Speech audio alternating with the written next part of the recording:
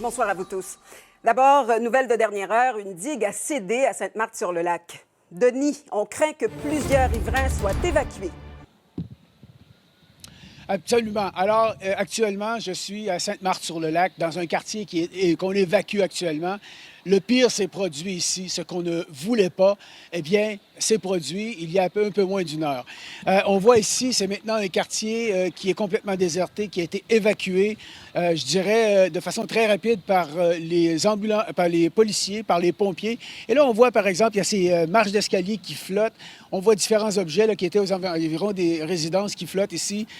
C'est une des rues qui a été complètement évacuée. Et au loin, là-bas, on voit, il y a comme un courant assez intense. C'est à se demander si c'est pas là que la digue a cédé ou un peu plus vers la droite par rapport où on est. C'est ce qu'on nous dit actuellement.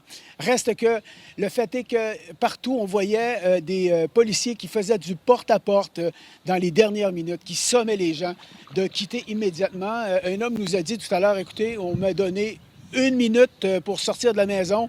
Il est allé dans sa voiture, il est sorti très rapidement, comme tous les gens qui sont là.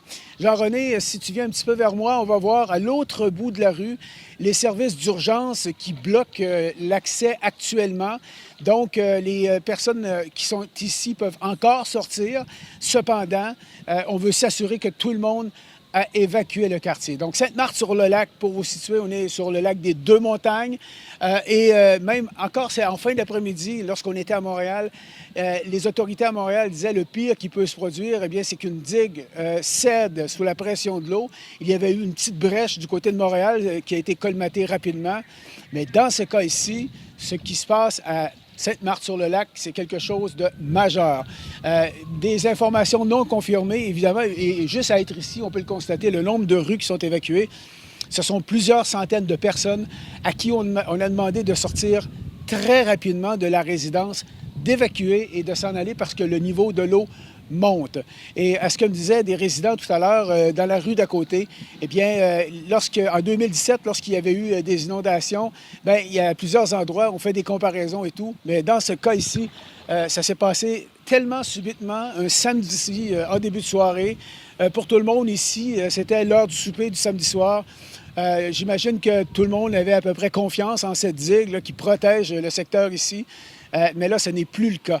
Rendu donc à 20 heures, eh bien, la situation est la suivante. Plusieurs rues sont inondées. On peut dire, sans se tromper, que des dizaines de maisons ou propriétés, dans ce cas ici, ce sont des maisons mobiles, se retrouvent dans l'eau, au point où les autorités, comme je le mentionnais tout à l'heure, ont dit, écoutez, vous devez sortir, ça presse, et c'est ce que les gens ont fait jusqu'à maintenant.